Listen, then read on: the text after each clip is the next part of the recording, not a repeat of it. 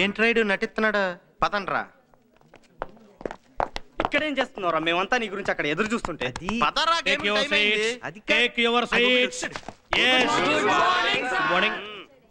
నువ్వేంట్రా అడిగి కూర్చున్నావు? లెక్చరర్ లా ఫీల్ అవుతున్నావా? సార్ అది చిన్న డౌట్ సార్. చెయ్యే ఇంకా పైకి లాగలేదు, అప్పుడే డౌటా? పై కూర్చో. ఏం మీకైనా డౌట్లు? నాకు రావా? అందరికి వస్తాయి బాబు డౌట్లు. నేను ఎవరిని అడుక్కోవాలి? మళ్ళీ అడుగురి కూర్చున్నావేంట్రా? ఎడుగురి కూర్చో. కూర్చున్నా. లెక్చరర్ ని ఫేస్ చేసి స్టూడెంట్స్ కూర్చోవాలి, అది ఫండమెంటల్. అది నేర్చుకో. నేను ఎదురుకి పాఠం చెప్తే ఎట్లా ఉంటుంది మీకు? ఇప్పుడు డిప్రిషియేషన్ ని ప్రాఫిట్ అండ్ లాస్ అకౌంట్స్ లో ఎటువైపేస్తారు? నేను చెప్తాను సార్.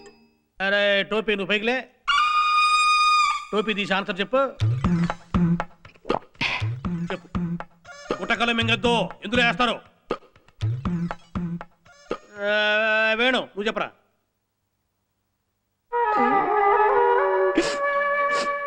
కన్నీళ్లు పెట్టద్దు, క్లాసులో కంటతడి పెట్టద్దు అని చెప్పాను. వెంకటేష్ నువ్వు చెప్పు. ఎటో ఒకటి వేసుకోండి సార్. ఎందుకు సార్ దానికి ఎంత గొడవ? ఎటో ఒకటి వేసుకోవాలా? పెద్ద దానకర్ణుడు బయలుదేరాడు, ఎటో ఒకటి వేసుకోవాలట. మా తాత్సమ్యం కాదు. మీది మరీ సాడిజం సార్. ఇందాక నుంచి వాళ్ళు చేతులు ఎత్తి మేము చెప్తాం బాబోయ్ అంటుంటే ఆయన వదిలేసి మా మీద పడతారంటండి. ఇది మరీ రాజకీయం సార్, నేను ఒప్పుకోను. రాజకీయమా? ఇప్పుడు అట్టానే అంటారు బాబు రాజకీయమని. రేపు మీరు లెక్చరర్లు అయితే మీకు తెలుస్తుంది.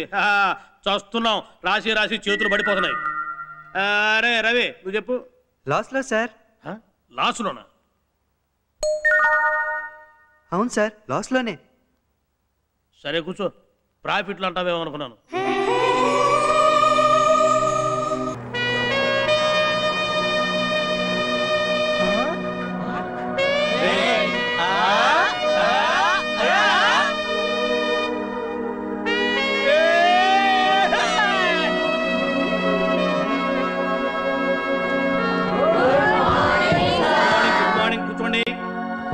ఇప్పుడు నేను అకౌంట్స్ బోర్డు మీద రాస్తాను, మీరు టెన్షన్ లేకుండా బుక్కుల్లోకి ఎక్కించుకోండి. తర్వాత మీ బుర్రలోకి తీరిక నేను ఎక్కిస్తాను. ఓకే? ఏంటి బాబు అమ్మాయి అబ్బాయి పక్క పక్కన కూర్చుంటామంటే ఇక్కడ ఎవరు ఒప్పుకోరు. లేలే సార్, మీరు ఇలా ఆలోచించబట్టే మన ఎడ్యుకేషన్ సిస్టమ్ మొత్తం చెడిపోతుంది సార్. నా వల్ల చెడిపోతుందా? ఏంటి బాబు నా వల్ల చెడిపోయేదేంటి? అవును సార్, మీరు ఇలా మమ్మల్ని దూరం దూరంగా కూర్చోబెట్టబట్టే అబ్బాయిలందరికీ అమ్మాయిల పక్కన కూర్చోాలని, వాళ్ళతో మాట్లాడాలని, వాళ్ళని ఏదైనా చెయ్యాలనిపిస్తుంటుంది సార్. అమ్మాయిలకు కూడా అలాగే అనిపిస్తుంటుంది, కానీ వాళ్ళు బయటపడరు. వీళ్ళు వాళ్ళ గురించి, వాళ్ళు వీళ్ళ గురించి ఆలోచించుకుంటూ అసలు బోర్డు మీద ఏం రాస్తున్నారో పట్టించుకోవట్లేదు సార్. అందుకే మన ఎడ్యుకేషన్ సిస్టమ్ పడిపోతుంది. మాకున్న టెన్షన్లతోనే మేము చేస్తుంటే మధ్యలో ఇదో కొత్త టెన్షనా? బాబు మమ్మల్ని మాత్రం ఇందులో లాక్కండి, మీ చావు మీరు చావండి. ఎందుకు చెప్తున్నారంటే లెక్చరర్స్కి చాలా కష్టాలు ఉంటాయి. మీ చావు మీరు చస్తే మా చావు అన్నమాట.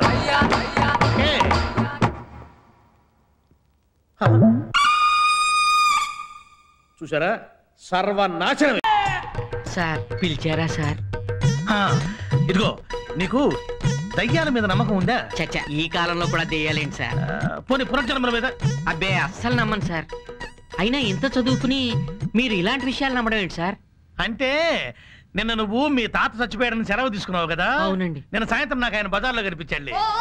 ఏంట్రా ఈయన దయ్యమై వచ్చాడా లేకపోతే మళ్ళీ పుట్టాడని నాకు డౌట్ గా ఉంది. ఏమంటావు? సార్ సార్ నీకు ఈ నెల సగం శాలరీ కూనీకోర్.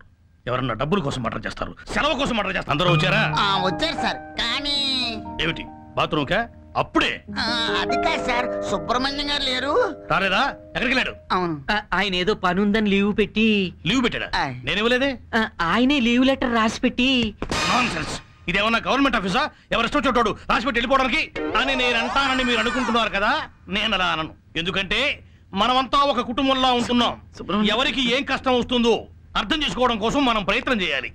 లేకపోతే ఎంత కష్టపడి సంపాదించినంత తీసుకుని ఎవరితో లేచిపోతే రేపు పొద్దున మనం ఏం చేయాలి? హలో హలో, ఏమన్నా ఇప్పుడు 94 నుంచి ఇప్పుడు దాకా ఫైల్ అన్ని మొత్తం కట్టగట్టి డిటిడిసి అదేనే బాబు డిటిడిసి కొరియర్లో పంపించే. సార్ ఏక్ మినిట్ సార్. ఫైల్ అన్ని చూసి ఎందుకు వాడట అరుస్తున్నాడు? కలకత్తా సార్, అక్కడ మన బ్రాంచ్ లో ఉన్న విశ్వనాథ్తో మాట్లాడుతున్నాడు. డైరెక్ట్ గా మాట్లాడడం ఎందుకు? ఫోన్ వాడొచ్చు కదా. ఆయన మాట్లాడుతుంది ఫోన్ లోనే సార్. ఫోన్ లోనా? అవును. అంత పెద్దగానా? రమ్మని ఉండు అర్జెంటుగా. అలాగే సార్. నువ్వేటయ్యా జాయిన్ అయ్యి 2 రోజులు కూడా కాలేదు, అప్పుడే లీవ్ పెట్టావు? నా పెళ్లి సార్. ఓహో, అయితే ఏంటి హనీమూన్కి వెళ్ళొచ్చావా? ఇప్పుడు వెళ్తావా లేకపోతే లీవ్ కావాలా? పెళ్ళే ఆగిపోయింది సార్. మరికే హ్యాపీ, చాలా సంతోషం. వెళ్ళి పని చూసుకో. పో పో. అయిపోయింది సార్. సార్ సార్ అమ్మాయిలు ఇంటర్వ్యూకి వచ్చారు సార్. ఒక గంట తర్వాత చూద్దాం రా. చాలా మంది వచ్చారు సార్. స్మిత, కీర్తి, శశి, మాధవి, నందిని, శ్రావణి, రాధా. ఎవరన్నా? అదే సార్, స్మిత, కీర్తి, శశి, మాధవి, నందిని, శ్రావణి. అమ్మాయిలంతా ఎక్కడ ఉన్నారు? అక్కడ ఉన్నారు సార్.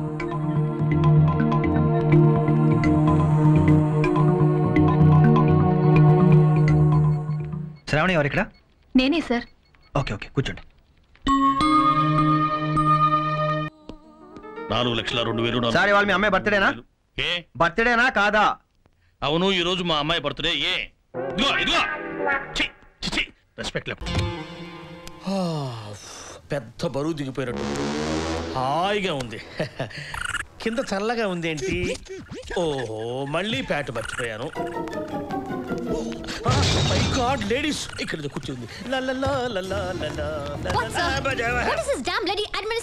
వాడేంటి, వాడి వయసు ఏంటి, ఎంత డొనేషన్ ఇస్తే మాత్రం ఎవడో ఎలాంటి వాడో తెలుసుకోకుండా స్కూల్లో సీట్ ఇస్తారా?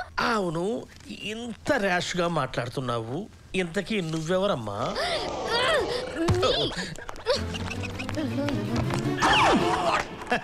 ఎవరెవరో వస్తున్నారు, ఏదేదో మాట్లాడుతున్నారు.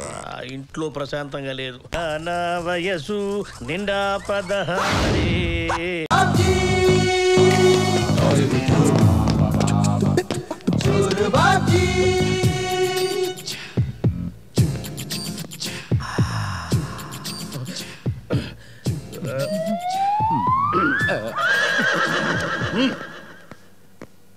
సావిత్రి, సావిత్రి, నువ్వు ఇట్లా ఎక్కడ పడితే అక్కడ అందరి ముందు ఇదేం బాగలేదు.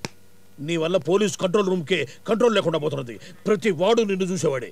ఫోన్లేండి, ప్రతి ఒక్కరూ చూడడమే గానీ ఎవరు ఏమీ చేయట్లేదు కదా. అంటే ఏమన్నా చెయ్యాలనే? ఛాన్స్ నేను ఇంకొకటికి ఇవ్వను. ఏంటండి ఇదేం బాలేదు. ఇంతకంటే బాగా గెలటు ఇక్కడ బాగుండదు. అయినా ఏంటి, ఇంట్లో మీ ఆవిడ్ని పెట్టుకుని నా వెంట పడతారు? నీకు దానికి పోలికేవుడు సావిత్రి. అది బజ్జీ అయితే నువ్వు బర్గర్, అది చద్దన్నం అయితే నువ్వు శాండ్విచ్, అది ఊహు అయితే అదేంటో కమిషనర్ గారు ఆఫీసులో ఉన్నా లేకపోయినా నన్ను పిలుస్తున్నట్టే ఉంటుంది. తల తిప్పి చూస్తే పక్కనే కనిపిస్తారు. మాత్రం ఆయన ఇక్కడ ఉంటాడు. ఏంటయ్యా ఆఫీస్ టైంలో అమ్మాయితో పరాచికాలు? హాలిడేస్ లో రావద్దు. అదిగా సార్, పరాచికాయలు ఆడట్లేదు, పరామర్శిస్తున్నాను. పాపం వాళ్ళ నాన్న పోతేను. అయ్యో అమ్మా తల్లి, నాన్నగారు పోయారమ్మా? అవును సార్. ఎప్పుడు పోయారమ్మా? 5 ఏళ్ళు అయ్యింది సార్. 5 ఏళ్ల నుంచి పరామర్శిస్తూనే ఉన్నాడు సార్. నువ్వు మారవయ్యా.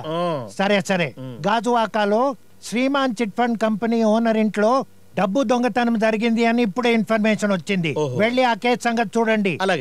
Krishna Manohar, come come. Sir, ఈ ఆపరేషన్ లో నువ్వు కూడా పార్టిసిపేట్ చేయాలి. ఆపరేషన్ ఎవరికి సార్? ఏమైంది sir? What a sense of humour. ఇక్కడ పెట్టవా? ఎక్కడ? అలాగే సార్.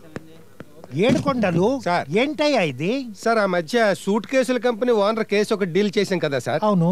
ఆ కృతజ్ఞతగా ఒక 30 సూట్ కేసులు మన స్టాఫ్ అందరికి కాంప్లిమెంటరీగా పంపించాడు సార్. అన్ని ఒకలాంటివే. అంటే లంచమా?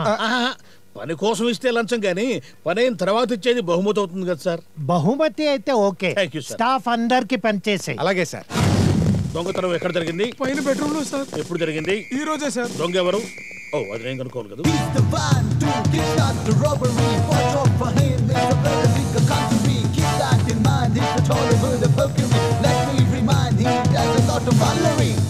ఈ బెడ్రూమ్ లోనే సార్. కృష్ణ మనోహర్, కృష్ణ మనోహర్. ఇదేంటే నువ్వు ఇటు నుంచి వచ్చావు దొంగలాగా? అలవాటే కదా సార్. అలవాట అంటే దొంగలకి ఇలా దొడ్డిదారిన రావటం అలవాటే కదా సార్. ఏదైనా క్లూస్ దొరుకుతాయేమో అని. ఓ, అసలే జరిగిందో చెప్పు సార్. ఈ రోజు నా చిట్ ఫండ్ కంపెనీలో చీటీ పాడిన వాళ్ళకి మరి కొంతమందికి రేపు డబ్బులు పే చేయాలి సార్. రేపు బ్యాంక్ సెలవు, అందుకని ఈ రోజే ₹1 కోటి డ్రా చేసి ఆ బీరోలో పెట్టి బయటికి వెళ్ళాను సార్. తిరిగి వచ్చి చూసరికి డబ్బులు కనిపించట్లేదు సార్. సార్, ఇప్పుడు క్లూస్ కలెక్ట్ చేయాలి. చెయ్యండి సార్. రామచందర్ సార్, ఈ కంపౌండ్ నుంచి కదా దొంగతనం చేసింది? అవును సార్. అంటే దొంగ ఈ రూట్ లో వెళ్ళుంటాడు.